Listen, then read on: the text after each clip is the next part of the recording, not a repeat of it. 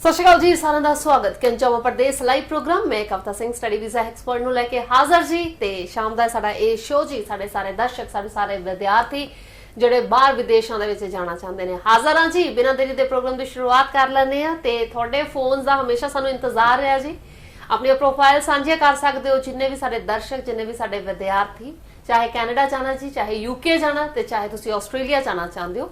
ਇਸ ਤੋਂ ਇਲਾਵਾ ਜੀ ਆਪਣੀ ਪ੍ਰੋਫਾਈਲ ਜ਼ਰੂਰ ਦੱਸਿਆ ਕਰੋ। ਬੱਚਾ ਤੁਹਾਡਾ ਘਰ ਵਿਹਲਾ ਬੈਠਾ ਹੈ, ਤੁਸੀਂ ਚਾਹੁੰਦੇ ਹੋ ਵੀ ਹਾਂਜੀ ਕਿਸੇ ਚੰਗੇ ਕੰਮ ਕਾਰ ਲੱਗੇ ਤਾਂ ਯਾਨੀ ਕਿ ਤੁਸੀਂ ਕਿਸੇ ਬਾਹਰਲੇ ਮੁਲਕ ਦੇ ਵਿੱਚ ਉਹਨਾਂ ਨੂੰ ਭੇਜ ਸਕਦੇ ਹੋ। ਬਜਟ ਬਹੁਤ ਥੋੜਾ ਰਹੇਗਾ ਜੀ, ਉਹਦੇ ਵਾਸਤੇ ਵੀ ਤੁਸੀਂ ਨੰਬਰਸ ਦੇ ਉੱਤੇ ਕਾਲ ਜ਼ਰੂਰ ਕਰਿਆ ਕਰੋ। ਐਕਸਪਰਟ ਮਿਸਟਰ ਲਵਿਸ਼ ਆਈ ਅਬਰੋਡ ਕੰਸਲਟੈਂਸੀ ਤੋਂ ਸਰ ਜੀ ਸਤਿ ਸ਼੍ਰੀ ਅਕਾਲ। ਸਤਿ ਸ਼੍ਰੀ ਅਕਾਲ। ਸੋ ਯੂਕੇ ਸਟੱਡੀ ਵੀਜ਼ਾ ਜੀ ਇਸ ਦਾ ਨਾਮ ਹੈ ਕੈਨੇਡਾ ਸਟੱਡੀ ਵੀਜ਼ਾ। ਘੱਟ ਤੋਂ ਘੱਟ ਕਿੰਨੇ ਗੈਪ ਵਾਲਾ ਜਿਹੜਾ ਵਿਦਿਆਰਥੀ ਹੈ ਜੀ ਉਹ ਅਪਲਾਈ ਕਰੇ ਕੈਨੇਡਾ ਦੇ ਵਾਸਤੇ। ਇਸ ਤੋਂ ਇਲਾਵਾ ਆਇਲਟਸ ਤੇ ਬੈਂਡ ਦੀ ਰਿਕੁਆਇਰਮੈਂਟ ਕੀ ਰਹਿੰਦੀ ਹੈ ਜੀ, ਇਹ ਸਾਰੀਆਂ ਗੱਲਾਂ ਜਿੱਦਾਂ ਅਸੀਂ ਆਮ ਹਮੇਸ਼ਾ ਕੀਤੀਆਂ ਨੇ ਜੀ ਸਿਰਫ ਤੇ ਸਿਰਫ ਤੁਹਾਡੇ ਵਾਸਤੇ। ਸੋ ਸਵਾਲ ਤੁਹਾਡੇ ਜੀ, ਨੰਬਰ ਤੁਹਾਡੀ ਸਕਰੀਨ ਦੇ ਉੱਤੇ, ਬਿਨਾਂ ਦੇਰੀ ਦੇ ਸਵਾਲ ਜਿਹੜੇ ਨੇ ਸਾਂਝੇ ਕਰਨੇ ਨੇ ਬਟ ਟੀਵੀ ਦੀ ਆਵਾਜ਼ ਬਿਲਕੁਲ ਬੰਦ ਕਰਕੇ ਫੇਰ ਸਵਾਲ ਦੱਸਣਾ ਹੈਗਾ। ਆਪਣੇ ਆਪ ਦੱਸ ਦਿਆ ਕਰੋ ਕਿੰਨਾ ਪੜ੍ਹੇ ਹੋ, ਕਿਹੜੇ ਸਾਲ ਦੇ ਵਿੱਚ ਪੜ੍ਹਾਈ ਪੂਰੀ ਕੀਤੀ ਹੈ, ਆਇਲਟਸ ਕੀਤੀ ਹੈ ਤਾਂ ਕਿੰਨੇ ਬੈਂਡ ਆਏ ਹੈਗੇ ਨੇ, ਕਿੱਥੇ ਜਾਣਾ ਚਾਹੁੰਦੇ ਹੈਗੇ ਹੋ। So sir UK study visa ਆ ਰਹੇ ਨੇ ਜਾਂ ਨਹੀਂ ਆ ਰਹੇ ਯੂਕੇ ਦੇ? यूके ਦੇ ਵੀਜ਼ਾ ਆ ਰਹੇ ਵੀ ਹੈਗੇ ਬਟ ਇਸ ਟਾਈਮ ਆਪਾਂ ਜੋ ਦੇਖ ਰਹੇ ਕਿ ਏਜੰਟਸ ਜੋ ਕੰਸਲਟੈਂਟ ਕੁਝ ਹੈਗੇ ਉਹ ਬੱਚਿਆਂ ਨੂੰ ਬਹੁਤ ਗੁੰਮਰਾਹ ਕਰ ਰਿਹਾ ਹੈ ਜੀ।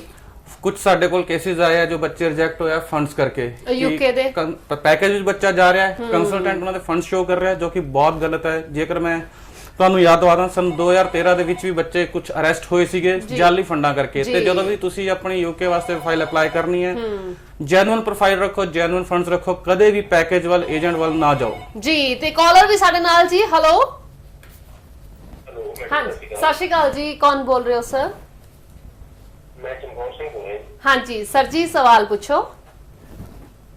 मेरा सवाल ये अभी प्लस 2 अजे एग्जाम दे रहा लेकिन एलएस ਦੇ 6 ਬੈਂਡ ਆ ਗਏ ਆ 6 ਈਚ ਆ ਗਏ ਨੇ ਜੀ ਚਾਰਾਂ ਦੇ ਵਿੱਚੋਂ। ਹਾਂਜੀ ਹਾਂਜੀ ਠੀਕ ਹੈ। ਤੇ 12ਵੀਂ ਹਜੇ ਹੁਣ ਮਾਰਚ ਵਿੱਚ ਪੇਪਰ ਹੋ ਜਾਣਗੇ। ਮਾਰਚ ਵਿੱਚ ਪੇਪਰ ਹੋਣਾਗਾ, ਕੋਈ ਆਬਜੈਕਸ਼ਨ ਤਾਂ ਨਹੀਂ ਹੈ ਕभी? ਸੋ ਜੀ ਨਹੀਂ, ਬੱਚੇ ਨੇ ਆਇਲਸ ਪਹਿਲਾਂ ਕਰ ਲਈ ਹੈ, ਇਹਦੀ ਕੋਈ ਆਬਜੈਕਸ਼ਨ ਨਹੀਂ ਹੈਗੀ ਹੈ। ਤੁਸੀਂ ਬੱਚੇ ਨੂੰ ਕਹੋ ਕਿ ਮਾਰਚ ਦੀ ਪੇਪਰ ਹਾਂਜੀ ਹਾਂਜੀ ਸਰ ਠੀਕ ਹੈ ਜੀ। ਸਵਾਲ ਦਾ ਜਵਾਬ ਟੀਵੀ ਦੇ ਉੱਤੇ ਸੁਣੋ ਸਰ। ਕਿ ਬੱਚਾ ਹੁਣ ਜੋ ਆਪਣੇ ਪਲੱਸ 2 ਦੇ ਪੇਪਰਾਂ ਵੱਲ ਧਿਆਨ ਦੇਵੇ, ਵਧੀਆ 60% ਤੋਂ ਉੱਪਰ ਜਿੰਨੇ ਜ਼ਿਆਦਾ ਹੋ ਸਕੇ ਉਹਨੇ ਜ਼ਿਆਦਾ ਨੰਬਰ ਲਵੇ। ਠੀਕ ਹੈ। ਆਇਲਸ ਦਾ ਕੁਝ ਨਹੀਂ ਹੈਗਾ, ਆਇਲਸ 2 ਸਾਲ ਵਾਸਤੇ ਵੈਲਿਡ ਹੈਗੀ ਹੈ। ਤੁਸੀਂ ਜੇ ਕਿਊਬਿਕ ਵੱਲ ਜਾਂਦੇ ਹੋ ਤਾਂ ਅਗਸਤ ਇਨਟੇਕ ਲੈ ਸਕਦੇ ਹੋ ਬਿਕੋਜ਼ ਅਗਸਤ ਤੱਕ ਇਹਦੀ ਮਾਰਕ ਸ਼ੀਟਸ ਵਗੈਰਾ ਆ ਜਾਣੀਆਂ। ਜੇ ਤੁਸੀਂ ਨਹੀਂ ਤੇ ਫਿਰ ਫੈਡਰਲ ਵੀ ਜਾਣਾ, ਕਿਊਬਿਕ ਜਾਣਾ, ਸਪਟੈਂਬਰ ਇਨਟੇਕ ਤੁਹਾਡੇ ਵਾਸਤੇ ਵਧੀਆ ਰਹੇਗਾ ਜੀ। ਸੋ ਆਇਲਸ ਦੇ ਵਿੱਚ ਜੀ 6 ਬੈਂਡ ਈਚ ਦੀ ਰਿਕੁਆਇਰਮੈਂਟ ਤਾਂ ਪੂਰੀ ਕਰ ਲਈ ਹੈ। ਹੁਣ 12ਵੀਂ ਦੇ ਵਿੱਚੋਂ 60% ਨੰਬਰ ਮਿਨੀਮਮ ਕਿੰਨੇ ਨੰਬਰ ਵਾਲਾ ਵੈਸੇ ਐਡਮਿਸ਼ਨ ਹੋ ਜਾਂਦੀਆਂ ਨੇ, ਵੀਜ਼ੇ ਆ ਜਾਂਦੇ ਨੇ? ਡਿਪੈਂਡ ਕਰਦਾ ਹੈ ਬੱਚਾ ਕਿਹੜੀ ਸਾਈਡ ਜਾਣਾ ਚਾਹੁੰਦਾ ਹੈ। ਜੇ ਫੈਡਰਲ ਵੱਲ ਜਾਣਾ ਚਾਹੁੰਦਾ ਹੈ ਤਾਂ ਆਪਾਂ 58 ਮਿਨੀਮਮ ਕਹਿੰਦੇ ਆ ਬਿਕੋਜ਼ ਜੋ ਪਬਲਿਕ ਕਾਲਜ ਹੈਗਾ ਫੈਡਰਲ ਦੇ ਉਹਨਾਂ ਦੀ ਰਿਕੁਆਇਰਮੈਂਟਸ ਹੈਗੇ ਮੈਥਸ ਵਿੱਚ 60 ਮਾਰਕਸ ਚਾਹੀਦੇ, ਇੰਗਲਿਸ਼ ਵਿੱਚ ਇੰਨੇ ਚਾਹੀਦੇ ਆ, ਜਾਂ ਜਿਸ ਸਬਜੈਕਟ ਵਿੱਚ ਜਾਣਾ ਹੈ। ਬਹੁਤ ਘੱਟ ਕੋਰਸਿਸ ਹੈਗੇ ਜਿਨ੍ਹਾਂ ਵਿੱਚ ਮੈਥਸ ਦੇ ਵਿੱਚ ਘੱਟ ਮਾਰਕਸ ਚੱਲਦੇ ਆ। ਕਿਊਬਿਕ ਦੀ ਗੱਲ ਕਰੀਏ ਆਪਾਂ, ਕਿਊਬਿਕ ਮੈਂ ਪਹਿਲਾਂ ਵੀ ਦੱਸਿਆ ਕਿ ਟੈਕਨੀਕਲ ਕੋਰਸਿਸ ਹੈਗੇ ਆ ਤੇ ਕਿਊਬਿਕ ਵਿੱਚ ਆਪਾਂ ਫਿਰ ਟੈਕਨੀਕਲ ਕੋਰਸ ਲੈ ਸਕਦੇ ਹਾਂ ਜੇ ਬੱਚੇ ਦੇ ਕਿਤੇ 45 ਜਾਂ 50% ਮਾਰਕਸ ਵੀ ਆਏ। ਜੀ ਜੀ ਸਰ ਜਿਹੜਾ ਬੱਚਾ ਹੁਣ ਕੈਨੇਡਾ ਅਪਲਾਈ ਕਰਦਾ ਹੈ ਕਿੰਨੇ ਜਿਹੜਾ ਗੈਪ ਹੈਗਾ ਉਹ ਐਕਸੈਪਟ ਹੋ ਜਾਂਦਾ ਹੈ?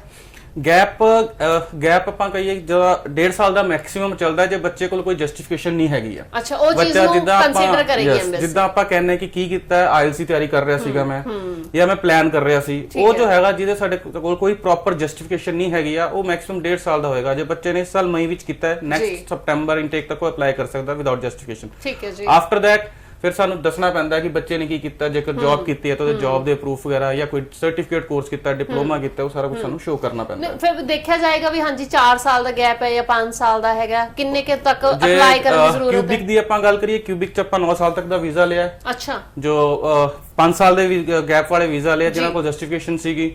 ਫੈਡਰਲ ਦੇ ਵਿੱਚ 2 ਸਾਲ ਮੈਕਸਿਮਮ ਆਪਾਂ ਕਹਿ ਕੇ ਚੱਲਣਾ ਹੈ ਬਿਕੋਜ਼ ਕਾਲਜ ਵੀ ਐਡਮਿਸ਼ਨ ਨਹੀਂ ਦਿੰਦੇ ਆ। ਜੋ ਪਬਲਿਕ ਕਾਲਜ ਹੈਗੇ ਆ ਫੈਡਰਲ ਚ ਸਾਰੇ ਪਬਲਿਕ ਕਾਲਜ ਵਿੱਚ ਹੀ ਜਾਣਾ ਚਾਹੁੰਦੇ ਆ ਬਿਕੋਜ਼ ਆਫ ਪੋਸਟਲੀ ਵਰਕ ਵੀਜ਼ਾ, ਤੇ ਉਹ ਫਿਰ ਕਾਲਜ ਵੀ ਕਿੱਥੇ ਨਾ ਕਿੱਥੇ ਡਿਨਾਈ ਕਰ ਦਿੰਦਾ ਕਿ ਆਪਾਂ ਤੁਹਾਨੂੰ ਐਡਮਿਸ਼ਨ ਦੇਣੀ ਨਹੀਂ ਦੇਣੀ ਹੈ ਜੀ। ਨੈਕਸਟ ਕਾਲ ਮੈਂ ਕਿਹਾ ਨੈਕਸਟ ਕਾਲਜ ਆ ਗਏ, ਕਾਲਜ ਦੀ ਗੱਲ ਚੱਲ ਰਹੀ ਸੀ। ਹੈਲੋ ਹੈਲੋ ਸਤਿ ਸ਼੍ਰੀ ਅਕਾਲ ਸਰ, ਕੌਣ ਬੋਲ ਰਹੇ ਹੋ ਜੀ? मैडम मैं राजकुल कर रही और मैं पूछना चाहूंगा हाँ जी हाँ मेरा गैप है 5 साल का। ठीक है, कदों कंप्लीट लास्ट स्टडी थोड़ी? मेरा डिप्लोमा मैडम, मैं डिप्लोमा मेरा मैकेनिकल ਠੀਕ ਹੈ, ਕਦੋਂ ਕੰਪਲੀਟ ਕੀਤਾ ਜੀ ਉਹ, ਵਿਚ ਈਅਰ? ਮੈਡਮ ਮੈਂ 2014 ਦਾ ਪਾਸ ਆਊਟ ਹੈ। 14 ਦੇ ਵਿੱਚ ਡਿਪਲੋਮਾ ਕੀਤਾ ਜੀ ਇੰਜੀਨੀਅਰਿੰਗ। ਉਸ ਤੋਂ ਬਾਅਦ ਸਰ? ਹੁਣ ਮੈਂ ਮੈਡਮ ਪ੍ਰਾਈਵੇਟ ਜੌਬ ਕਰ ਰਿਹਾ ਓਕੇ। ਤੇ ਮੈਂ ਇਹ ਪੁੱਛ ਰਿਹਾ ਕਿ ਜੇਕਰ ਮੈਂ ਹੁਣ ਆਈਐਲਟਸ ਕਰਾਂ ਤਾਂ ਮੈਨੂੰ ਮਤਲਬ ਕੋਈ ਗੈਪ ਤਾਂ ਕੋਈ ਦਿੱਕਤ ਨਹੀਂ ਕਰਦੇ ਤਾਂ ਮੈਂ ਮਤਲਬ ਵਰਕ ਕਰ ਰਿਹਾ ਜੌਬ ਕਰ ਰਿਹਾ ਉਹ ਮਤਲਬ ਅਪਲਾਈ ਕਿੱਥੋਂ ਦੇ ਵਾਸਤੇ ਸੋਚਿਆ ਤੁਸੀਂ?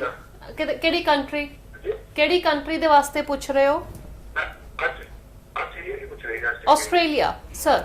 ਨਹੀਂ ਸਰ, ਆਸਟ੍ਰੇਲੀਆ 'ਚ ਤੁਹਾਡਾ ਗੈਪ ਬਹੁਤ ਜ਼ਿਆਦਾ ਹੋ ਚੁੱਕਿਆ, ਵੈਸੇ ਵੀ ਇੰਡੀਆ ਲੈਵਲ 3 ਦੇ ਵਿੱਚ ਆ ਚੁੱਕਿਆ ਇਸ ਟਾਈਮ। ਰਾਦਰ ਦਰ ਮੈਂ ਤੁਹਾਨੂੰ ਕਹਾਂਗਾ ਤੁਸੀਂ ਕੈਨੇਡਾ ਵਾਸਤੇ ਜ਼ਰੂਰ ਕਰ ਸਕਦੇ ਹੋ। ਪ੍ਰਾਈਵੇਟ ਜੌਬ ਤੁਸੀਂ ਕਰਦੇ ਹੋ ਤੇ ਬੇਸ ਤੇ ਆਈਟੀਆਰਸ ਭਰਦੇ ਰਹੋ, ਨਾਲ ਆਇਲਸ ਕਰੋ ਤੁਸੀਂ। ਜੇਕਰ ਅਕਾਊਂਟ 'ਚ ਸੈਲਰੀ ਆਉਂਦੀ ਹੈ ਬਹੁਤ ਵਧੀਆ, ਜੇ ਅਕਾਊਂਟ 'ਚ ਨਹੀਂ ਆਉਂਦੀ ਹੈ ਤੇ ਫਿਰ ਆਪਣੇ EMPLOYER ਤੁਸੀਂ ਸੈਲਰੀ ਸਲਿੱਪਸ ਲੈਣਾ ਸ਼ੁਰੂ ਕਰ ਦਿਓ। ਤੇ ਇੰਨੇ ਗੈਪ ਤੋਂ ਬਾਅਦ ਚਲੋ ਗੈਪ ਨਹੀਂ ਕਰਨੇ ਆਪ, ਕਿਉਂਕਿ ਤੁਹਾਡੇ ਕੋਲ ਜਸਟੀਫਿਕੇਸ਼ਨ ਹੈਗੀ ਹੈ, ਤੁਸੀਂ ਜੌਬ ਕਰ ਰਹੇ ਹੋ, ਤੇ ਤੁਸੀਂ ਕੈਨੇਡਾ ਵਾਸਤੇ ਕੰਸੀਡਰ ਕਰ ਲਓ। ਆਸਟ੍ਰੇਲੀਆ ਵਿੱਚ ਡਿਪਲੋਮਾ ਤੋਂ ਬਾਅਦ 5 ਸਾਲ ਦਾ ਗੈਪ ਨਹੀਂ ਚੱਲੇਗਾ ਤੁਹਾਡਾ ਜੀ। ਆਸਟ੍ਰੇਲੀਆ ਦੇ ਵਿੱਚ ਰਿਕੁਆਇਰਮੈਂਟ ਕੀ ਹੈ ਆਇਲਟਸ ਦੀ ਅਗਰ ਗੱਲ ਕਰੀਏ ਤਾਂ? IELTS 6 not less than 5.5 ਚੱਲ ਰਿਹਾ ਇਸ ਟਾਈਮ। ਠੀਕ ਹੈ। ਤੇ ਇਹਦੇ ਤੇ ਬੱਚਿਆਂ ਦੇ ਵੀਜ਼ਾ ਵੀ ਆ ਰਿਹਾ ਹੈ। ਥੋੜੀ ਜੀ ਆਸਟ੍ਰੇਲੀਅਨ ਗਵਰਨਮੈਂਟ ਹੈ ਕ੍ਰੀਮ ਸਟੂਡੈਂਟਸ ਨੂੰ ਚੱਕ ਰਹੀ ਹੈ, ਜੋ ਰੀਸੈਂਟ ਪਾਸ ਆਊਟ ਹੈਗੇ, ਜਿਨ੍ਹਾਂ ਕੋਲ ਫੰਡਸ ਹੈਗੇ, ਸਾਰਾ SOP ਵਗੈਰਾ ਪ੍ਰੋਪਰ ਪ੍ਰੀਪੇਅਰਡ ਹੈ, ਉਹਨਾਂ ਦੇ ਵੀਜ਼ਾ ਨਹੀਂ ਆ ਰਹੇ ਇਸ ਟਾਈਮ। ਸੋ ਆਸਟ੍ਰੇਲੀਆ ਸਟੱਡੀ ਵੀਜ਼ਾ ਤੋਂ ਇਲਾਵਾ ਜੀ UK ਸਟੱਡੀ ਵੀਜ਼ਾ ਦੀ ਅਸੀਂ ਗੱਲ ਕਰ ਰਹੇ ਹਾਂ ਤੇ ਨਾਲ ਹੀ ਕੈਨੇਡਾ ਸਟੱਡੀ ਵੀਜ਼ਾ ਦੇ ਐਕਸਪਰਟ ਮਿਸਟਰ ਲਵਿਸ਼ ਆਈ ਅਬਰਾਡ ਕੰਸਲਟੈਂਸੀ ਤੋਂ ਜੀ ਅੱਜ ਸਾਡੇ ਨਾਲ ਜਲਦੀ ਨਾਲ ਫੋਨ ਕਰ ਸਕਦੇ ਹੋ ਜੀ, ਨੰਬਰ ਤੁਹਾਡੀ ਸਕਰੀਨ ਦੇ ਉੱਤੇ। ਸੋ ਲਵਿਸ਼ ਸਰ, UK ਦੀ ਜਿੱਦਾਂ ਮੈਂ ਗੱਲ ਕਰ ਰਹੀ ਸੀ, ਕਾਲਜਸ ਦੇ ਵਿੱਚ ਨਹੀਂ ਭੇਜਿਆ ਜਾ ਰਿਹਾ ਬੱਚਿਆਂ ਨੂੰ? ਜਾ ਰਿਹਾ, ਇਹ ਕਾਲਜ ਵਿੱਚ ਵੀ ਜਾ ਰਿਹਾ, ਬਟ ਜੋ ਆਈ ਅਬਰਾਡ ਡੀਲ ਕਰਦੇ ਉਹ ਸਿਰਫ ਯੂਨੀਵਰਸਿਟੀਜ਼ ਦੇ ਵਿੱਚ ਆਪਾਂ ਨੁਕਸਾਨ ਕੀ ਹੈਗਾ ਅਗਰ ਕਾਲਜ ਦੇ ਵਿੱਚ ਬੱਚੇ ਜਾਂਦੇ ਨੇ ਤਾਂ? ਕਾਲਜ ਦਾ ਜੋ ਜਿੱਦਾਂ ਲਾਸਟ ਟਾਈਮ 2012 ਦੇ ਵਿੱਚ ਟੀਅਰ 4 ਦੇ ਵੀਜ਼ਾ ਵਿੱਚ ਹੋਇਆ ਕਿ ਕੁਝ ਕਾਲਜਸ ਉੱਧਰ ਜਾ ਕੇ ਬੰਦ ਹੋ ਜਾਂਦੇ ਆ, ਕੁਝ ਹੁੰਦਾ ਬੱਚਾ ਕਿਤੇ ਨਾ ਕਿਤੇ ਸਫਰ ਕਰਦਾ ਹੈ। ਇਸ ਕਰਕੇ ਆਪਾਂ ਪਹਿਲਾਂ ਹੀ ਇਹਨੂੰ ਪੁਆਇੰਟ ਲੈ ਕੇ ਚੱਲ ਰਹੇ ਕਿ ਆਪਾਂ ਸਿਰਫ ਟਾਪ ਯੂਨੀਵਰਸਿਟੀਜ਼ ਜੋ ਹੈਗੀਆਂ ਉਹਨਾਂ ਵਿੱਚ ਹੀ ਬੱਚੇ ਨੂੰ ਭੇਜੀਏ ਕਿ ਰਾਦਰ ਕੁਝ ਵੀ ਹੋਵੇ UK ਦਾ, ਕੱਲ ਗਵਰਨਮੈਂਟ ਕੋ ਸਟ੍ਰਿਕਟ ਹੁੰਦੀ ਹੈ, ਕੁਝ ਐਕਸ਼ਨ ਲੈਂਦੀ ਹੈ ਜਾਂ ਕੁਝ ਵੀ ਹੁੰਦਾ ਹੈ ਤਾਂ ਯੂਨੀਵਰਸਿਟੀਜ਼ ਐਟਲੀਸਟ ਬੱਚਾ ਜੋ ਗਿਆ ਉਹ ਸੇਫ ਹੈਗਾ, ਸੇਫ ਨੇ ਬੱਚੇ। ਸੋ ਵਰਕ ਪਰਮਿਟ ਸਾਰੇ ਬੱਚਿਆਂ ਨੂੰ ਮਿਲੇਗਾ? ਯੈਸ, 2021 ਤੋਂ ਬਾਅਦ ਜੋ ਸਟੱਡੀ ਪੂਰੀ ਕਰਨਗੇ ਉਹਨਾਂ ਸਾਰਿਆਂ ਨੂੰ ਵਰਕ ਪਰਮਿਟ ਮਿਲੇਗਾ ਜੀ। ਨੈਕਸਟ ਕਾਲਰ ਜੀ ਸਾਡੇ ਨਾਲ। ਹੈਲੋ ਹੈਲੋ ਹਾਂਜੀ ਸਰ ਜੀ, ਸਤਿ ਸ਼੍ਰੀ ਅਕਾਲ। ਸਵਾਲ ਪੁੱਛੋ ਜੀ।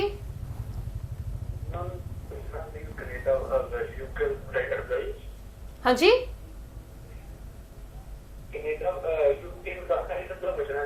UK ਵਿਦਆਊਟ ਆਇਲਸ ਕਿੰਨੇ ਪੜ੍ਹੇ ਹੋ? ਕਦੋਂ?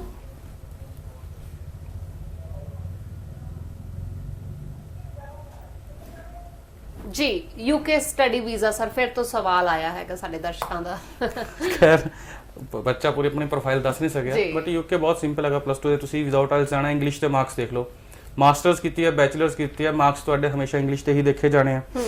ਤੇ ਗੈਪ ਆਫਟਰ +2 3 to 4 ਇਅਰਸ ਜੋ ਆਪਣਾ ਚੱਲੇਗਾ, ਤੇ 5 to 7 ਅਗਰ ਆਫਟਰ ਗ੍ਰੈਜੂਏਸ਼ਨ ਜੇ ਤੁਹਾਡੇ ਕੋਲ ਜਸਟੀਫਿਕੇਸ਼ਨ ਹੈਗੀ ਹੈ, ਉਹੀ ਗੱਲ ਆ ਗਈ ਕਿ ਤੁਹਾਡੇ ਕੋਲ ਐਵੀਡੈਂਸ ਹੈਗਾ ਕਿ ਆਪਾਂ ਕੀ ਕਰ ਰਹੇ, ਫਿਰ ਉਹ ਕਰ ਸਕਦੇ ਆ। ਜੇ ਆਪਾਂ ਹੁਣ ਆਪਾਂ ਇੱਕ ਗੱਲ ਕਿਊਬਿਕ ਕੈਨੇਡਾ ਦੀ ਕਰ ਲੈਂਦੇ ਆ, ਫਿਰ ਕੁਝ ਬੱਚੇ ਜੋ ਹੈਗੇ ਜੋ ਸਪਟੈਂਬਰ ਦੇ ਵਿੱਚ ਜਾਂ ਨਵੰਬਰ ਦੇ ਵਿੱਚ ਰਿਫਿਊਜ਼ ਹੋਏ ਆ ਤੇ ਅਜੇ ਉਹ ਡਿਲੇ ਕਰ ਰਿਹਾ, ਉਹ ਸੋਚ ਰਿਹਾ ਕਿ ਮੇਰਾ ਜੋ CAQ ਹੈਗਾ ਇਹ ਮੇਰਾ ਮਈ ਇਨਟੇਕ ਵਾਸਤੇ ਵੀ ਚੱਲੇਗਾ। ਨਹੀਂ, ਉਹਨਾਂ ਕੋਲ ਜੋ ਲਾਸਟ ਆਪਸ਼ਨ ਹੈਗਾ ਉਹ ਮਾਰਚ ਇਨਟੇਕ ਦਾ ਹੀ ਹੈਗਾ। ਜੋ ਜਿੰਨੇ ਵੀ ਇਸ ਟਾਈਮ CAQ ਲਿਆ ਹੋਇਆ ਉਹ ਮਾਰਚ ਇਨਟੇਕ ਦੇ ਵਿੱਚ ਹੀ ਅਪਲਾਈ ਕਰ ਸਕਦਾ ਹੈ। ਮਾਰਚ ਤੋਂ ਬਾਅਦ CAQ ਜੋ ਹੈਗਾ ਆਫਟਰ ਵਿੰਟਰ ਸੈਸ਼ਨ ਇਨਵੈਲਿਡ ਹੋ ਜਾਂਦਾ, ਉਹਨੂੰ ਨਵਾਂ CAQ ਲੈਣਾ ਪੈਂਦਾ ਹੈ। ਅੱਛਾ ਜੀ। ਸੋ ਇਹ ਚੀਜ਼ ਜਿਹੜੀ ਕੰਸਲਟੈਂਟਸ ਬੱਚਿਆਂ ਨੂੰ ਦੱਸ ਰਹੇ ਨੇ, ਗਾਈਡ ਕਰਦੇ ਨੇ ਪ੍ਰੋਪਰ? ਕੰਸਲਟੈਂਟ ਯੈਸ ਬਿਲਕੁਲ ਗਾਈਡ ਕਰਦੇ ਆ। ਕਾਫੀ ਮੇਰੇ ਭੈਣ ਭਰਾ ਜੋ ਹੈਗੇ ਜੋ ਇਸ ਇੰਡਸਟਰੀ ਦੇ ਵਿੱਚ ਹੈਗੇ ਆ ਤੇ ਉਹ ਗਾਈਡ ਕਰਦੇ ਆ। ਕੁਝ ਐਸੇ ਵੀ ਹੈਗਾ ਜੋ ਬੱਚਿਆਂ ਨੂੰ ਮਿਸ ਗਾਈਡ ਕਰ ਰਿਹਾ CAQ ਨੂੰ ਲੈ ਕੇ, ਜਿੱਥੇ ਬੱਚੇ ਦੇ ਰਿਜੈਕਸ਼ਨਸ ਆ ਰਹੀਆਂ ਹੈਗੀਆਂ। ਜੀ। Next caller. ਹੈਲੋ ਹਾਂਜੀ, ਸਤਿ ਸ਼੍ਰੀ ਅਕਾਲ ਜੀ। ਸਰ ਜੀ ਸਵਾਲ ਪੁੱਛੋ। ਹਾਂਜੀ ਮੈਮ, ਅਸੀਂ ਨਾ ਸਵਾਲ ਪੁੱਛਣਾ ਸੀ ਆਸਟ੍ਰੇਲੀਆ ਵੀਜ਼ਾ ਬਾਰੇ। ਹਾਂਜੀ, ਜਿਵੇਂ ਹੁਣ ਦੇਖੋ ਅਸੀਂ ਆਸਟ੍ਰੇਲੀਆ ਦਾ ਵੀਜ਼ਾ ਲਵਾਉਣਾ, ਮੇਰਾ 5 ਸਾਲ ਦਾ ਗੈਪ ਹੈ। ਪੜ੍ਹਾਈ ਕਿੰਨੀ ਕੀਤੀ ਹੈ ਲਾਸਟ? ਪੜ੍ਹਾਈ ਮੈਂ MA ਕੀਤੀ ਹੈ ਤੇ ਹੁਣ ਮੈਨੂੰ ਸਾਲ ਹੋ ਗਿਆ MA ਕੀਤੀ ਨੂੰ। MA ਕੀਤੀ ਨੂੰ ਸਾਲ ਹੋਇਆ, ਤੁਸੀਂ ਕਹਿੰਦੇ ਬਹੁਤ ਗੈਪ ਹੈ। ਹਾਂਜੀ, ਏਦਾਂ ਹੋ ਗਿਆ ਜਿਵੇਂ 5 ਸਾਲ ਦਾ ਗੈਪ ਹੋ ਗਿਆ ਨਾ +2 ਤੋਂ ਬਾਅਦ। ਅੱਛਾ ਚਲੋ ਕੋਈ ਗੱਲ ਨਹੀਂ। ਤੇ ਹੁਣ ਤੁਸੀਂ +2 ਦੇ ਬਿਹਾਫ ਤੇ ਅਪਲਾਈ ਕਰੋਗੇ ਆਸਟ੍ਰੇਲੀਆ ਦੇ ਵਾਸਤੇ? ਹਾਂਜੀ ਸਰ ਜੀ ਕੁਝ ਪੁੱਛਣਾ ਚਾਹੋਗੇ? ਆਪਾਂ +2 ਕਦੋਂ ਪਾਸ ਕੀਤੀ ਸੀ? +2 ਕੀਤੀ ਸੀ ਸਰ 2013 ਚ। 2013 ਫਿਰ ਬੈਚਲਰਸ?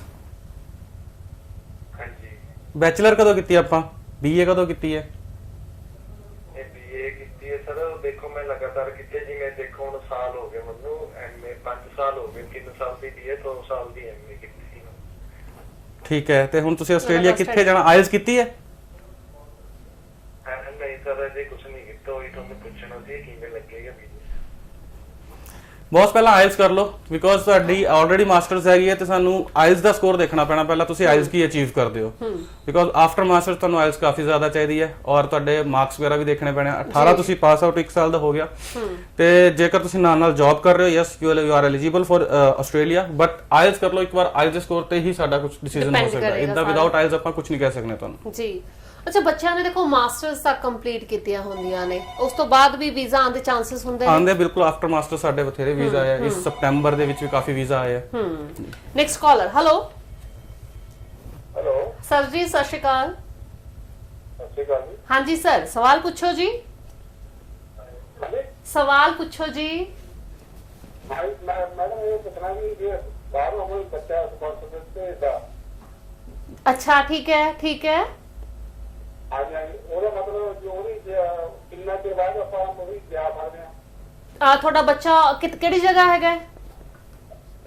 ਕੈਨੇਡਾ ਜੀ। ਕੈਨੇਡਾ ਗਏ ਨੇ, ਠੀਕ ਹੈ ਜੀ। ਸਰ ਸਪਾਂਸਰਸ਼ਿਪ ਅਗਰ ਮੰਗਾ ਲੈਂਦੇ ਨੇ, ਬੱਚਾ ਭੇਜ ਦਿੰਦਾ, ਕਿੰਨੇ ਟਾਈਮ ਬਾਅਦ ਅਪਲਾਈ ਕਰਨਗੇ? ਟਾਈਮ ਕਰਨ ਦਾ ਇਦਾਂ ਹੈਗਾ ਕਿ ਜਿੱਦਾਂ ਇਹਨਾਂ ਨੇ ਪੇਰੈਂਟਸ ਨੇ ਜਾਣਾ ਹੈ ਅਗਰ, ਤੇ ਵੈਰੀ ਫਰਸਟ ਡੇ ਜਿਸ ਦਿਨ ਬੱਚੇ ਨੇ ਕਲਾਸ ਅਟੈਂਡ ਕੀਤੀ, ਐਨਰੋਲਮੈਂਟ ਲੈਟਰ ਆਪਣਾ ਲਿਆ ਆ, ਉਹ ਅਪਲਾਈ ਕਰ ਸਕਦਾ। ਬਟ ਜੋ ਸਾਡੇ ਵੱਲੋਂ ਰਿਕਮੈਂਡੇਸ਼ਨ ਰਹਿੰਦੀ ਹੈ, ਜ਼ਿਆਦਾ ਚਾਂਸਸ ਵੀਜ਼ਾ ਦੇ ਕਿ ਵੀਜ਼ਾ ਤੁਹਾਡਾ ਆ ਜਾਏ, ਬਿਕੋਜ਼ ਪੇਰੈਂਟਸ ਦਾ ਬਹੁਤ ਘੱਟ ਚਾਂਸ ਹੈਗਾ ਕਿ ਵੀਜ਼ਾ ਰਿਫਿਊਜ਼ ਹੁੰਦਾ ਹੈ ਜੀ। ਤੇ 6 ਮੰਥਸ ਦੇ ਬਾਅਦ ਤੁਸੀਂ ਆਪਣਾ, ਜਦੋਂ ਫਸਟ ਸਮੈਸਟਰ ਪੂਰਾ ਹੋ ਜਾਂਦਾ ਹੈ, ਸੈਕੰਡ ਸਮੈਸਟਰ ਸ਼ੁਰੂ ਹੋਣ ਵਾਲਾ ਹੁੰਦਾ ਹੈ, ਉਦੋਂ ਤੁਸੀਂ ਆਪਣਾ ਵੀਜ਼ਾ ਅਪਲਾਈ ਕਰੋ ਤਾਂ ਤੁਹਾਨੂੰ ਵੀਜ਼ਾ ਮਿਲ ਜਾਂਦਾ ਹੈ ਜੀ। ਆਈ ਅਬਰਾਡ ਕੰਸਲਟੈਂਸੀ ਤੋਂ ਮਿਸਟਰ ਲੋਵਿਸ਼ ਸਰ, ਕੈਨੇਡਾ ਨੂੰ ਲੈ ਕੇ ਕੋਈ ਹੋਰ ਖਾਸ ਇਨਫੋਰਮੇਸ਼ਨ, ਜਿੱਦਾਂ ਤੁਸੀਂ ਕਈ ਵਾਰੀ ਕੋਰਸ ਕੋਈ ਦੱਸਿਆ ਹੈਗਾ ਕੋ-ਆਪ ਜੋ ਮੈਂ ਹੁਣੇ ਆਪਣੀ ਗੱਲ ਹੋ ਰਹੀ ਸੀ ਕਿ ਸੀਏਕਿਊ ਦੇ ਬਾਰੇ, ਕਿ ਕੰਸਲਟੈਂਟ ਬਹੁਤ ਸਾਰੇ ਕੰਸਲਟੈਂਟ ਸਹੀ ਆਪਣਾ ਦੱਸ ਰਿਹਾ, ਕੁਝ ਕੰਸਲਟੈਂਟ ਮਿਸਗਾਈਡ ਵੀ ਕਰ ਰਿਹਾ ਕਿ ਵਿਦਆਊਟ ਫੰਡਸ ਤੁਸੀਂ ਸੀਏਕਿਊ ਅਪਲਾਈ ਕਰ ਲਓ। ਸਟੂਡੈਂਟ ਨੂੰ ਮੈਂ ਗੱਲ ਸਾਫ਼ ਦੱਸ ਦਿੰਦਾ, ਜੇ ਤੁਸੀਂ ਵਿਦਆਊਟ ਸਟੂਡੈਂਟ ਫੰਡਸ ਆਪਣਾ ਸੀਏਕਿਊ ਅਪਲਾਈ ਕਰਦੇ ਹੋ, ਸੀਏਕਿਊ ਆ ਜਾਂਦਾ ਹੈ, ਬਟ ਲੈਟਰ ਦੇ ਉਹਦੇ ਵਿੱਚ MIDI ਜੋ ਹੈ ਹਾਈ ਕਮਿਸ਼ਨ ਨੂੰ ਦੱਸ ਦਿੰਦੀ ਹੈ ਕਿ ਇਹਦੀ ਫਾਈਨੈਂਸ਼ੀਅਲ ਅਸੈਸਮੈਂਟ ਨਹੀਂ ਹੋਈ ਹੈ। ਜੇਕਰ ਤੁਸੀਂ ਫੀਸ ਕਿਊਬਿਕ ਪਹਿਲਾਂ ਨਹੀਂ ਭੇਜਿਆ ਸੀ ਤੋਂ ਪਹਿਲਾਂ,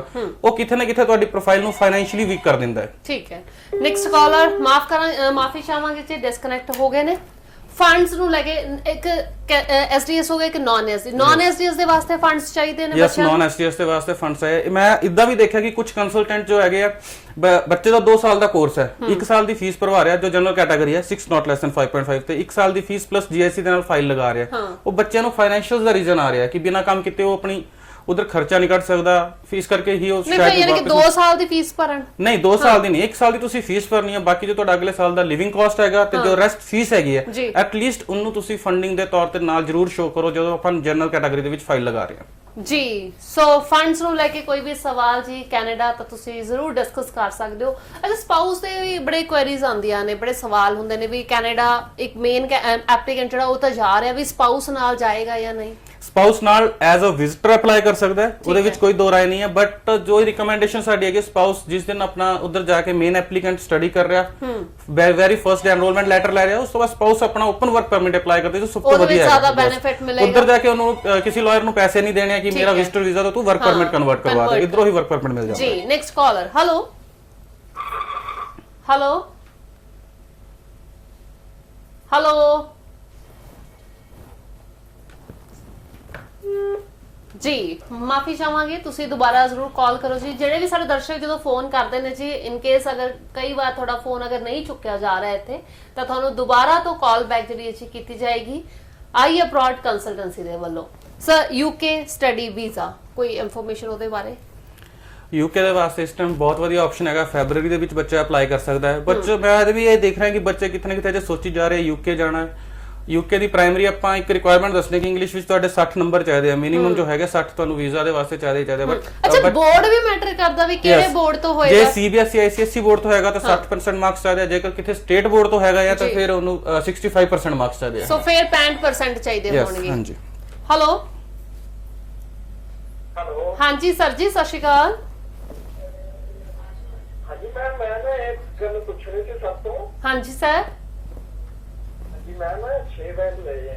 6 ਬੈਂਡ ਆ ਗਏ ਜੀ ਚਾਰੋਂ ਮੋਡਿਊਲ ਦੇ ਵਿੱਚੋਂ? ਹਾਂਜੀ, ਚਾਰਾਂ ਦੇ ਵਿੱਚ ਓਵਰਆਲ। Great great. ਤੇ ਪੜ੍ਹੇ ਕਿੰਨਾ ਹੈਗੇ ਹੋ? ਤੇ ਪੜ੍ਹੇ ਮੈਂ ਨਾ BCom ਕੀਤੀ ਹੋਈ ਹੈ। ਓਕੇ ਇਹ ਹੁਣ 6 ਮਹੀਨੇ ਦਾ ਗੈਪ ਪੈ ਚੁੱਕਿਆ ਹੈ। ਮੈਂ ਫਾਈਲ ਲਾਈ ਹੋਈ ਹੈ ਤੇ ਉਹ ਲੱਗੀ ਨਹੀਂ ਹੈਗੀ। ਕਿਹੜੀ ਜਗ੍ਹਾ ਲਗਾਈ ਸੀ? ਕੈਨੇਡਾ? ਨਹੀਂ, ਆਸਟ੍ਰੇਲੀਆ ਦੀ ਲਵਾਈ ਸੀ। ਅੱਛਾ, ਆਸਟ੍ਰੇਲੀਆ ਦੀ ਲਗਵਾਈ ਹੈ। ਸਰ ਕੁਝ ਪੁੱਛਣਾ ਚਾਹੋਗੇ ਤੁਸੀਂ? ਜੀਟੀ ਕਲੀਅਰ ਹੋ ਗਈ ਸੀ ਤੁਹਾਡੀ? ਸਰ ਜਿਹਦਾ ਉਹ ਕੁਝ ਵੀ ਨਹੀਂ ਕਹਿ ਰਹੇ, ਉਹ ਕਹਿ ਰਹੇ ਨਹੀਂ ਦੇਖੋ, ਆਪਣਾ ਜਦੋਂ ਵੀ ਆਪਾਂ ਆਸਟ੍ਰੇਲੀਆ ਫਾਈਲ ਲਗਾਉਂਦੇ ਆ, ਠੀਕ ਹੈ, ਸਭ ਤੋਂ ਪਹਿਲਾਂ ਆਪਾਂ ਇੱਕ ਕੰਡੀਸ਼ਨਲ ਆਫਰ ਲੈਟਰ ਅਪਲਾਈ ਕਰਨੇ ਆ। ਤੁਹਾਡਾ ਆਫਰ ਲੈਟਰ ਆ ਗਿਆ ਸੀ? ਨਹੀਂ ਸਰ, ਆਇਆ ਨਹੀਂ ਆਫਰ। ਕਿੰਨਾ ਟਾਈਮ ਹੋ ਗਿਆ ਅਪਲਾਈ ਕੀਤੇ ਉਹਨੂੰ ਤੁਹਾਨੂੰ? ਹਾਂਜੀ, ਕਿੰਨਾ ਟਾਈਮ ਹੋ ਗਿਆ ਅਪਲਾਈ ਕੀਤੇ? ਅਪਲਾਈ ਕੀਤੇ ਨੂੰ ਸਰ 6 ਮਹੀਨੇ ਹੋ ਗਏ। ਮੈਂ ਨਾ ਓਪਨ ਕਰ ਦਿੱਤਾ ਸੀ ਅਪਲਾਈ ਹਾਂ। ਕਹਿੰਦੇ ਇਹਨੂੰ ਜਦੋਂ ਆਇਲਸ ਦਾ ਰਿਜ਼ਲਟ ਆ ਗਿਆ। ਅੱਛਾ, ਅਪਲਾਈ ਕਰ ਦਿੱਤਾ ਤੇ ਉਸ ਤੋਂ ਬਾਅਦ ਕੋਈ ਹੱਥ ਪੱਲਾ ਨਹੀਂ ਫੜਾਇਆ ਕੰਸਲਟੈਂਟ ਨੇ? ਉਸ ਤੋਂ ਬਾਅਦ ਕੁਛ ਹੱਥ ਪੱਲਾ ਨਹੀਂ ਹੈ। ਮੈਂ 2 ਲੱਖ ਪਹਿਲਾਂ ਦੇ ਚੁੱਕਿਆ ਹੂੰ ਚਲੋ ਠੀਕ ਹੈ ਜੀ, ਜਵਾਬ ਲਾਣੇ ਆ ਜੀ ਜੀ। ਕੀ ਸੁਜੈਸਟ ਕਰਦੇ ਹੋ? ਸੁਜੈਸਟ ਕੀ ਕਰਨਾ, ਦੇਖੋ ਆਸਟ੍ਰੇਲੀਆ ਦਾ ਵੀ ਇੱਕ ਬਹੁਤ ਸਿੰਪਲ ਪ੍ਰੋਸੈਸ ਹੈਗਾ। ਪਹਿਲਾਂ ਆਪਾਂ ਕੰਡੀਸ਼ਨਲ ਆਫਰ ਲੈਟਰ ਅਪਲਾਈ ਕਰਨੇ ਆ, ਕਾਲਜ ਤੋਂ ਤੁਹਾਨੂੰ ਅਸੈਪਟੈਂਸ ਆਉਂਦੀ ਹੈ, ਠੀਕ ਹੈ, ਫਿਰ ਤੁਹਾਡੀ ਸਾਰੀ ਆਪਣੀ ਸੀਓ ਆਪੋ ਐਸਓਪੀ ਜਾਂਦੀ ਹੈ, ਤੁਹਾਡੇ ਫੰਡਸ ਜਾਂਦੇ ਆ, ਤੁਹਾਡਾ ਐਜੂਕੇਸ਼ਨਲ ਜਾਂਦਾ, ਸਾਰਾ ਕੁਝ ਜਾਂਦਾ ਹੈ। ਉਸ ਤੋਂ ਬਾਅਦ ਫਿਰ ਤੁਹਾਨੂੰ ਜਾ ਕੇ ਫੀ ਦੀ ਅਸੈਪਟੈਂਸ ਆਉਂਦੀ ਹੈ ਕਿ ਤੁਸੀਂ ਫੀਸ ਟ੍ਰਾਂਸਫਰ ਕਰ ਦਿਓ। ਫੀਸ ਟ੍ਰਾਂਸਫਰ ਕਰਨ ਤੋਂ ਬਾਅਦ ਤੁਹਾਡੀ ਉਹਨੂੰ ਆਪਾਂ ਪ੍ਰੋਸੈਸ ਜੋ ਕਿ ਜੀਟੀ ਕਲੀਅਰ ਹੋ ਗਈ, ਫਿਰ ਤੁਸੀਂ ਆਪਾਂ ਜੋ ਕਰਨਾ ਹੈ ਫੀਸ ਟ੍ਰਾਂਸਫਰ ਕਰਨ ਤੋਂ ਬਾਅਦ ਤੁਸੀਂ ਆਪਣੀ ਇੰਸ਼ੋਰੈਂਸ ਕਰਵਾਉਣੀ ਹੈ, ਤੁਹਾਡੀ ਸੀਓਈ ਰਿਲੀਜ਼ ਹੁੰਦੀ ਹੈ ਉਸ ਤੋਂ ਬਾਅਦ। ਬਟ ਇਹ ਬੰਦਾ ਇਹ ਕਹਿ ਰਿਹਾ, ਜਿੱਦਾਂ ਇਹਨਾਂ ਨੇ ਕਿਹਾ ਮੈਨੂੰ ਕਿ ਵੀ ਆਈ ਨਹੀਂ 6 ਮਹੀਨੇ 6 ਹੋ ਮਹੀਨੇ ਗਏ, ਤੋਂ ਇਹਨੇ ਆਫਰ ਲੈਟਰ ਹੀ ਨਹੀਂ ਆਈ। ਔਰ ਕਹਿ ਰਿਹਾ ਕਿ ਮੈਂ ਕੰਸਲਟੈਂਟ ਨੂੰ 2 ਲੱਖ ਐਡਵਾਂਸ ਪੇ ਕਰ ਚੁੱਕਿਆ।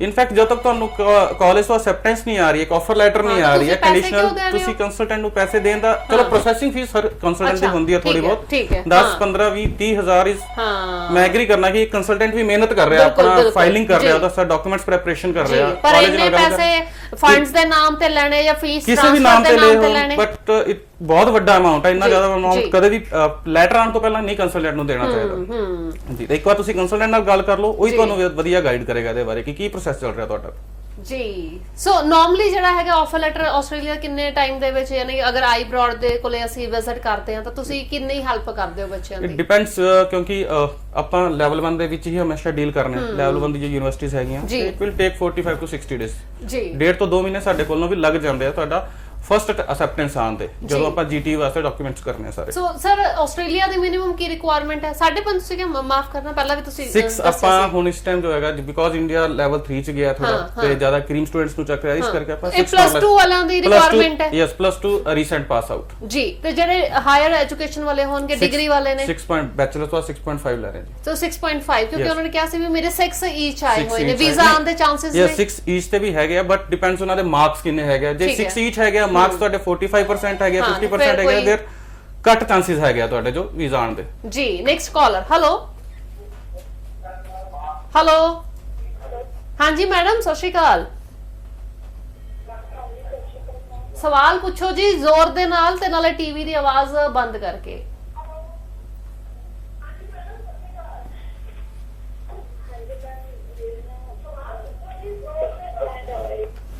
ਸੋ ਮਾਫੀ ਚਾਹਾਂਗੇ ਜੀ, ਟੀਵੀ ਦੀ ਆਵਾਜ਼ ਬੰਦ ਕਰਕੇ ਸਵਾਲ ਇੱਥੇ ਆਪਣਾ ਪਹਿਲਾਂ ਕਲੀਅਰ ਕਰਿਆ ਕਰੋ। ਆਈ ਅਬਰਾਡ ਕੰਸਲਟੈਂਸੀ ਤੋਂ ਮਿਸਟਰ ਲੋਵਿਸ ਸਾਡੇ ਨਾਲ ਹੈਗੇ ਨੇ।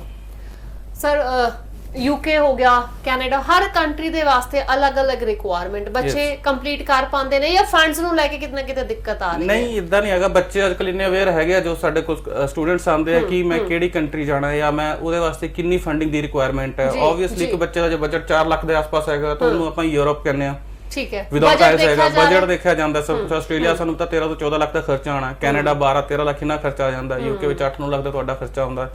ਤੇ ਇਸ ਕਰਕੇ ਬੱਚਾ ਅਵੇਅਰ ਹੈਗਾ, ਬਟ ਬੱਚਾ ਜਿੱਥੇ ਇੱਕ ਗਲਤੀ ਕਰਦਾ ਹੈ ਇੱਧਰ, ਜਦੋਂ ਆਪਣੀ ਪ੍ਰੋਫਾਈਲ ਨੂੰ ਅਸੈਸ ਕਰਦਾ ਹੈ, ਉਹ ਦੇਖ ਲੈਂਦਾ ਹੈ ਕਿ ਮੈਂ ਵਿਦਆਊਟ ਆਇਲਸ ਹੈਗਾ ਜਾਂ ਮੇਰੇ ਆਇਲਸ ਵਿੱਚ 5 ਬੈਂਡ 5.5 ਬੈਂਡ ਤੋਂ ਉੱਤੇ ਨਹੀਂ ਆ ਰਿਹਾ, ਕਿਸੇ 4 ਰਹਿ ਜਾ ਰਿਹਾ, ਤੇ ਫਿਰ ਵੀ ਉਹ ਜ਼ਿੱਦ ਫੜ ਕੇ ਬੈਠਾ ਰਹਿੰਦਾ ਕਿ ਮੈਂ ਜਾਣਾ ਕੈਨੇਡਾ। ਉੱਥੇ ਹੀ ਬੱਚਾ ਧੋਖਾ ਕਿਤੇ ਨਾ ਕਿਤੇ ਕੰਸਲਟੈਂਟਸ ਤੋਂ ਖਾ ਲੈਂਦਾ ਕਿ ਇੱਕ ਵਾਰ ਫਾਈਲ ਲਗਾ ਕੇ ਤਾਂ ਦੇਖ ਲਈਏ। ਬੱਚੇ ਨੂੰ ਉਹ ਨਹੀਂ ਕਰਨਾ ਚਾਹੀਦਾ। ਇੱਕ ਵਾਰ ਤੁਸੀਂ ਬਾਹਰ ਵਿਦੇਸ਼ ਵਸਣਾ ਹੈ, ਡੈਸਟੀਨੇਸ਼ਨ ਸਾਡੇ ਕੋਲ ਵਾਧੂ ਹੈ।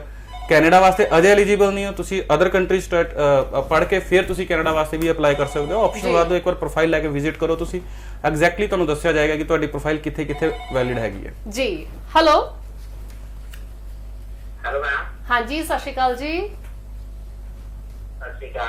ਹਾਂਜੀ ਸਵਾਲ ਪੁੱਛੋ। ਆਵਾਜ਼ ਆ ਰਹੀ ਕਲੀਅਰ? ਮੈਂ ਤੁਹਾਡੀ ਆਵਾਜ਼ ਕਲੀਅਰ ਆ ਰਹੀ ਹੈ? ਹਾਂਜੀ ਸਵਾਲ ਜੀ। ਮਿਸਟਰ ਕ੍ਰਿਸ਼ਨ ਬਿਜ਼ਨਸ ਆਵਾਜ਼ ਸਵਾਲ ਹੈਗਾ ਮੈਮ, ਬੇਟੇ ਨੇ ਮੈਕੈਨੀਕਲ ਇੰਜੀਨੀਅਰ ਕੀਤੀ ਹੈ।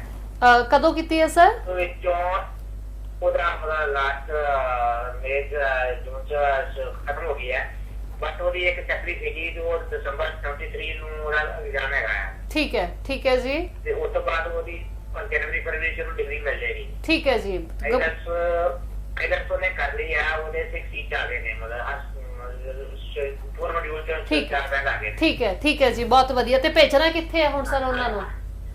ਕੈਨੇਡਾ ਦਾ ਪੁੱਛਣਾ ਚਾਹ ਰਿਹਾ ਕਿ ਕੈਨੇਡਾ ਦੇ ਵਿੱਚ ਉਹਦਾ ਕੀ ਅੱਗੇ ਉਹਨੂੰ ਕਿਹੜਾ ਕੋਰਸ ਮਿਲੇਗਾ, ਔਰ ਕਿਹੜਾ ਮਤਲਬ ਉਹ ਜਿਹੜੇ ਹੈਗਾ ਆ 6 ਮੈਨ ਦੇ ਜਾਂ ਕਿਸ ਤਰ੍ਹਾਂ ਕੀ ਹੈ ਸਰ? ਬਿਲਕੁਲ, ਜੋ ਐਟ ਇਸ ਟਾਈਮ ਸਿਨੈਰੀਓ ਸਾਡੇ ਕੋਲ ਪ੍ਰੈਜ਼ੈਂਟ ਹੈਗਾ, ਤੁਹਾਡਾ ਬੱਚਾ ਐਸਟੀਐਸ ਕੈਟਾਗਰੀ ਦੇ ਵਿੱਚ ਫਾਲ ਕਰਦਾ ਹੈ, ਬਟ ਉਹਦਾ ਇੱਕ ਸਪਲੀ ਹੈਗੀ, ਜਿੱਦਾਂ ਇਹਨਾਂ ਨੇ ਕਿਹਾ ਕਿ ਜਨਵਰੀ ਕਲੀਅਰ ਫਰਵਰੀ ਹੋਏਗੀ ਹਜੇ। ਉਸ ਤੋਂ ਬਾਅਦ ਫਿਰ ਤੁਸੀਂ ਜੇ ਜਨਵਰੀ ਵਿੱਚ ਮਿਲ ਜਾਂਦੀ ਹੈ ਤਾਂ ਤੁਹਾਡੇ ਕੋਲ ਮਾਈ ਇਨਟੇਕ ਦਾ ਫਿਰ ਥੋੜਾ ਬਹੁਤ ਆਪਸ਼ਨ ਰਹੇਗਾ। ਜੇ ਆਪਾਂ ਉਹੀ ਫੈਡਰਲ ਵੱਲ ਜਾਂਦੇ ਆ, ਨਹੀਂ ਤੇ ਫਿਰ ਤੁਸੀਂ ਸਪਟੈਂਬਰ ਵਾਸਤੇ ਐਲੀਜੀਬਲ ਹੁੰਦੇ ਹੋ।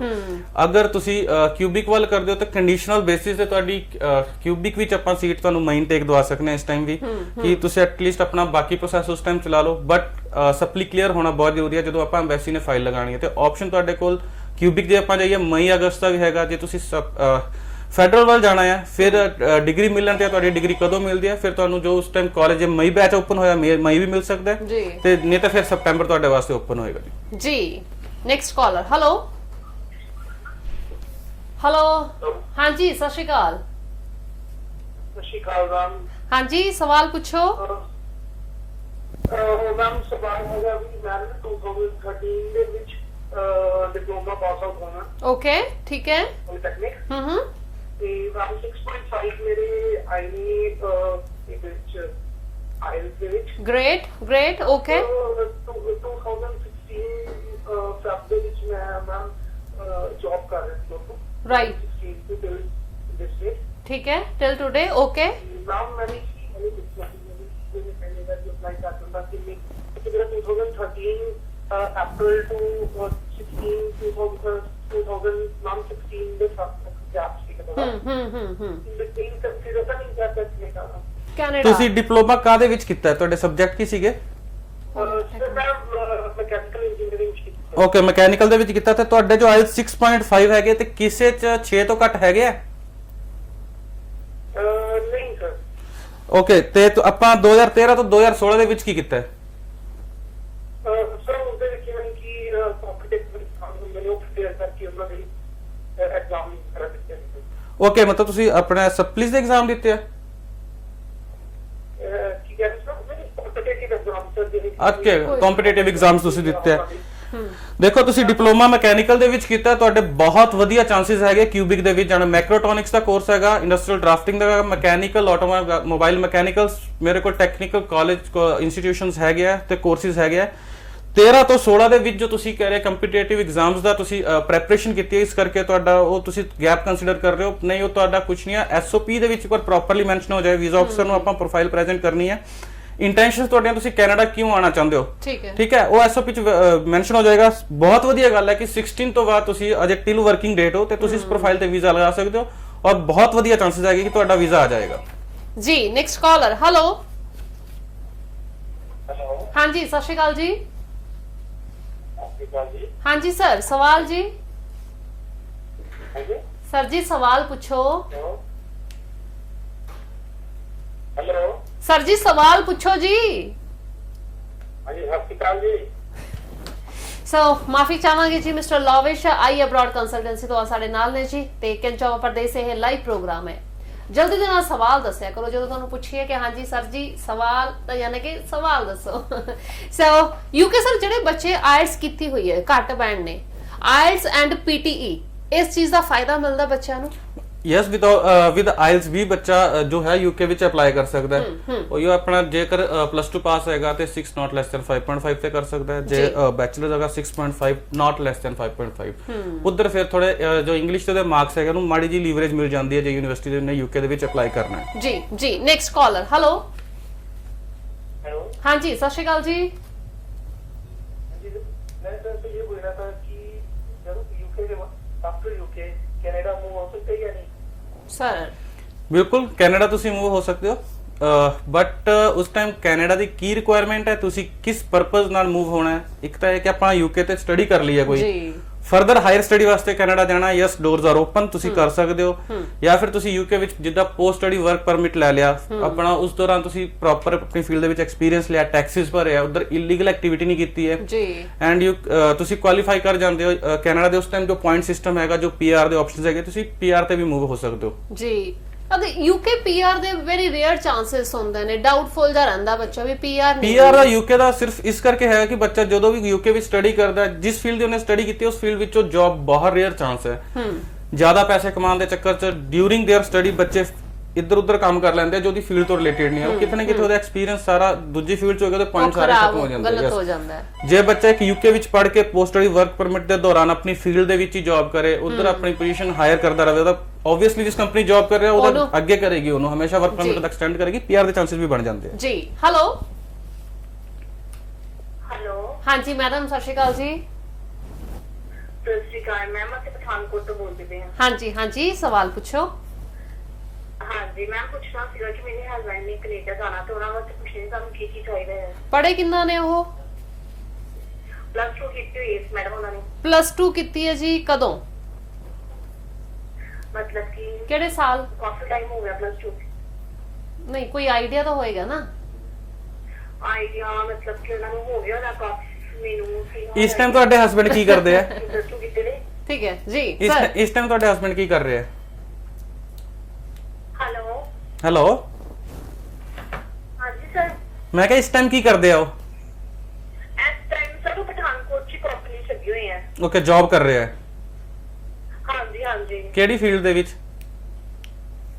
ਤੇ ਮਾਰਕੀਟਿੰਗ ਕਰ ਰਹੇ ਆ ਨਾ, ਸ਼ੋਪ ਹੀ ਹੈ ਨਾ, ਉਹਨਾਂ ਦੀ ਆਪਣੀ ਸ਼ੋਪ ਹੀ ਹੈਗੀ ਹੈ। ਓਕੇ, ਉਹਨਾਂ ਨੂੰ ਅਪਲਾਈ ਕਰਨਾ ਸੀ ਜਾਣਦੇ ਸੀ। ਬਿਲਕੁਲ ਤੁਸੀਂ ਕਰ ਸਕਦੇ ਹੋ, ਕੈਨੇਡਾ ਵਿਜ਼ਟਰ ਵੀਜ਼ਾ ਅਪਲਾਈ ਕਰ ਸਕਦੇ ਹੋ, ਕੋਈ ਇਸ਼ੂ ਨਹੀਂ ਹੈਗਾ ਇਹਦੇ ਵਿੱਚ। ਜੀ। ਤੁਸੀਂ ਟੂਰਿਸਟ ਵੀਜ਼ਾ ਤੇ ਈਵਨ ਕਿ ਹਸਬੰਡ ਕੀ ਤੁਸੀਂ ਵੀ ਆਪਣੇ ਨਾਲ ਜਾ ਸਕਦੇ ਹੋ, ਕੈਨੇਡਾ ਘੁੰਮਣ ਜਾ ਸਕਦੇ ਹੋ। ਇਸ ਟਾਈਮ ਤੇ ਕ੍ਰਿਸਮਸ ਤੋਂ ਬਾਅਦ ਤੇ ਨਿਊ ਇਅਰ ਦੀ ਈਵ ਆ ਰਹੀ ਹੈ, ਇਸ ਟਾਈਮ ਤੇ ਵਿਜ਼ਟਰ ਵੀਜ਼ਾ ਵਾਧੂ ਲੱਗਦਾ ਹੈ ਘੁੰਮਣ ਵਾਸਤੇ। ਪ੍ਰੋਫਾਈਲ ਵਧੀਆ ਹੋਣੀ ਚਾਹੀਦੀ ਹੈ। ਤੁਸੀਂ ਜਲੰਧਰ ਸਾਡੀ ਬ੍ਰਾਂਚ ਦੇ ਵਿੱਚ ਵਿਜ਼ਿਟ ਕਰ ਲਓ, ਪਠਾਨਕੋਟ ਤੋਂ ਨੇੜੇ ਪਏਗਾ ਜੀ, ਤੇ ਆਪਾਂ ਤੁਹਾਨੂੰ ਵਿਜ਼ਟਰ ਵੀਜ਼ਾ ਦੇ ਬਾਰੇ ਵੀ ਗਾਈਡ ਕਰ ਦਵਾਂਗੇ ਜੀ। ਸੋ ਮਿਸਟਰ ਲਾਵੇਸ਼ ਆਈ ਅਬਰਾਡ ਕੰਸਲਟੈਂਸੀ ਤੋਂ ਜੀ, ਜਿਨ੍ਹਾਂ ਨੇ ਸਾਡਾ ਸਾਥ ਦਿੱਤਾ ਹੈਗਾ ਕੈਂਚੋਵਾ ਪ੍ਰਦੇਸ਼ ਇਹ ਲਾਈਵ ਪ੍ਰੋਗਰਾਮ ਤੁਸੀਂ ਅੱਜ ਵੇਖਿਆ ਜੀ।